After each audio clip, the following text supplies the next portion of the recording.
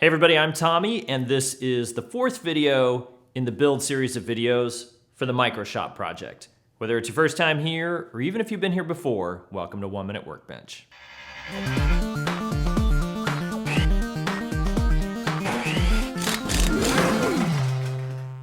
So in this video, I'm going to cover how to make the material support arm and how to make the board splitter. Since I did not already have a material support arm, I rough cut a piece of material using a jigsaw to make it easier to handle, and then marked the rough cut edges of that sheet with a construction crayon. Starting with the factory edge against the fence, I cut several strips to width and then used the miter gauge to cut them to length. I glued them together and gave them some time to dry.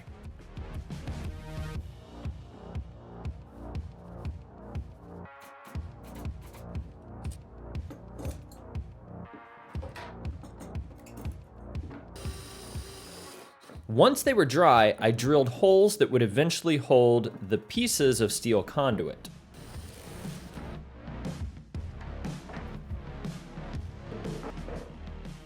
I also drilled some smaller holes that will become part of the clamping mechanism.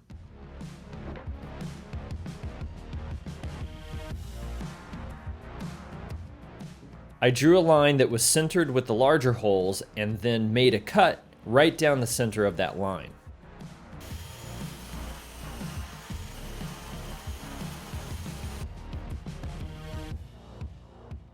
I use galvanized steel conduit for the extending supports because it's strong, lightweight, and inexpensive.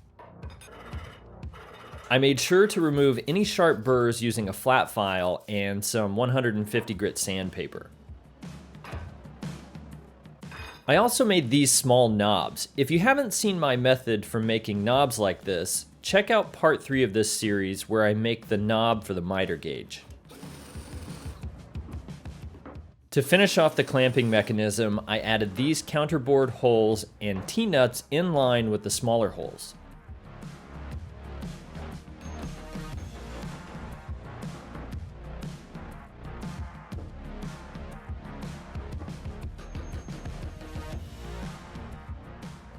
The T-nuts accept the knobs, and tightening down the knobs clamps the pieces of conduit in place.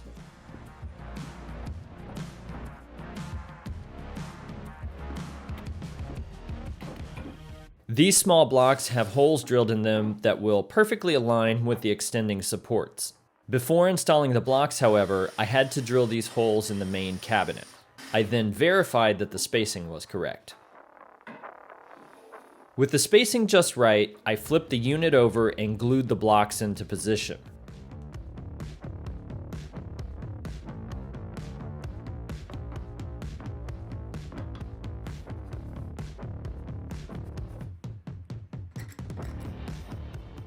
The blocks make it to where the support arm will be held at just the right level, even when it's fully extended.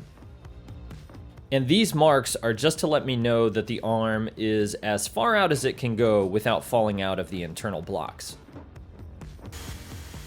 With the arm in place, I was now able to support much larger pieces of material. And with the combination of the support arm and the miter gauge, I was able to start making accurate and repetitive crosscuts like these small pieces, which are needed for mounting the electrical components. These pieces just make up a simple mounting structure for the electrical boxes and the power switches that will be used to control the tools.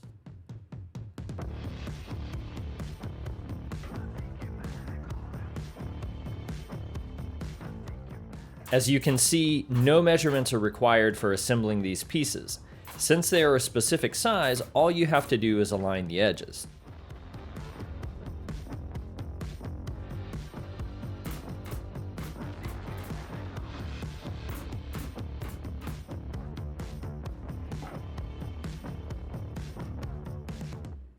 The same goes for mounting it in the cabinet. All you have to do is align the inside edges of the box with the inside edges of the cutout.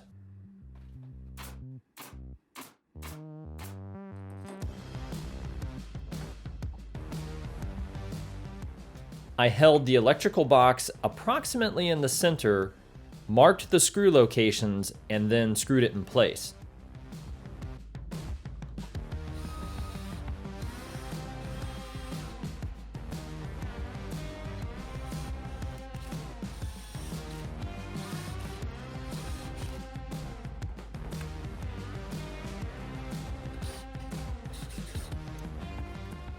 To have the switch control my saw, I cut the cord and wired it directly to the switch. If you, however, don't want to cut your saw's cord, you could install an outlet that is operated by the switch instead.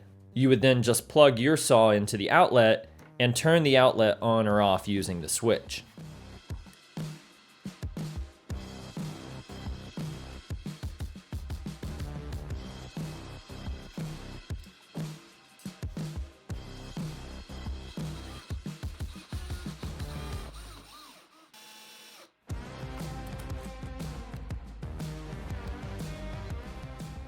With a proper switch in place, I no longer needed to use the plug strip as my on and off switch.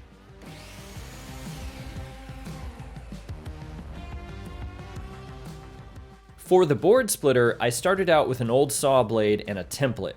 If you've purchased the plans, you can find this template in part 1.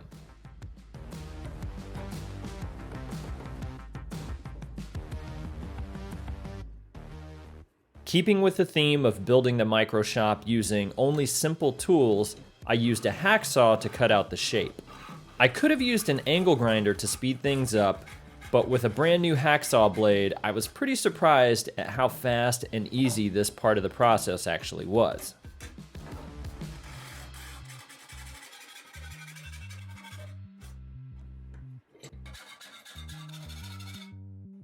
I did have to get a little bit creative while cutting this out, which included having to use the hacksaw blade without a saw and having to use the hacksaw blade installed in the saw upside down. You may notice that the board splitter did not come out perfectly matching the template. That's okay. It's going to work fine anyway, as you'll see here in just a bit. Here, I'm just adding a dull knife edge to the front of the board splitter.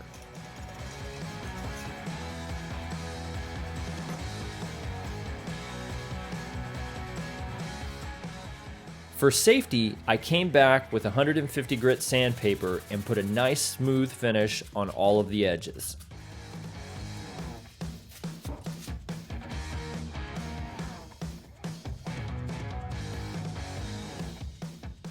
I made this small T-shaped assembly, being careful to make sure that all of the components were as square as possible.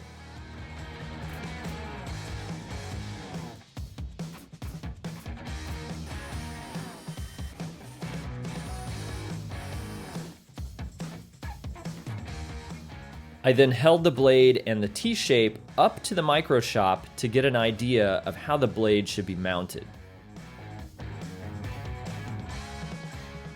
I used a 1/2 inch piece of plywood and a 1/4 inch piece of plywood to emulate the thickness of the top of the MicroShop. This helped me to determine the position of the first screw.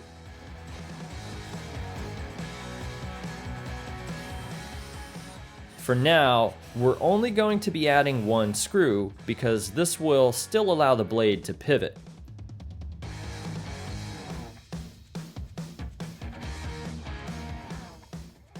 Allowing the blade to pivot is important because it provides a little bit of wiggle room for the steps involved in determining the mounting location of the board splitter.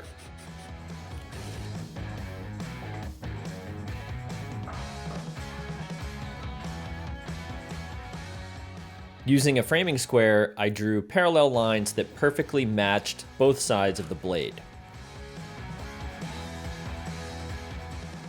While holding the assembly in the approximate mounting location, I drew these small marks to show the position of the blade's tab. I then used a 1/16 inch drill bit to very carefully and very slowly drill out a small slot that would fit the tab.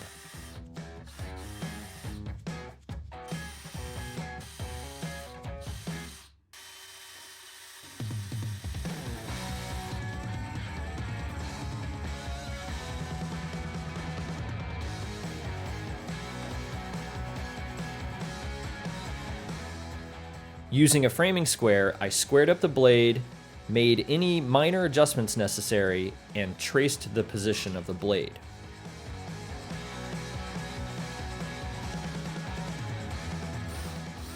With the blade's position drawn so I could remember it, I removed the first screw and drilled the holes necessary to add another.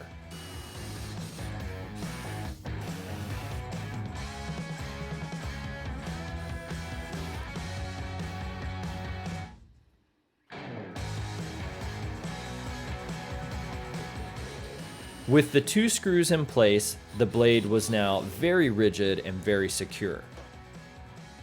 I squared up the blade again and then clamped the assembly to ensure the blade stayed in that squared up position. I drilled 5/16 inch holes through the T-shape and into the cabinet wall. I then removed the T-shape and used a 3/8 inch bit to slightly increase the size of the holes in the cabinet wall. The 3/8 inch holes are just the right size for these 5/16 inch T-nuts that I installed with a C-clamp.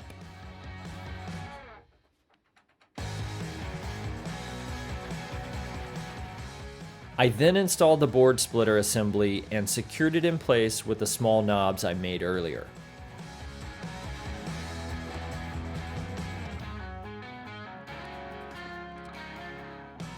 I then tested the splitter with an old rough cut piece of lumber that would be more likely to pinch closed behind the blade. It worked great for this cut and every other cut I've made with it so far. And that's going to do it for this video. Be sure to check the description section below for the upcoming videos in this build series. Hey, thanks for watching. I really hope you enjoyed this video. If you haven't already, be sure to like and subscribe, and make sure you hit the bell icon so you get notified every time there's a new episode. I'd love to hear what you think of this MicroShop project in the comments section below. And if you have any quick questions you want answered, hit me up on Instagram, Facebook, or Twitter. And until the next time I see you, I hope you have fun building something.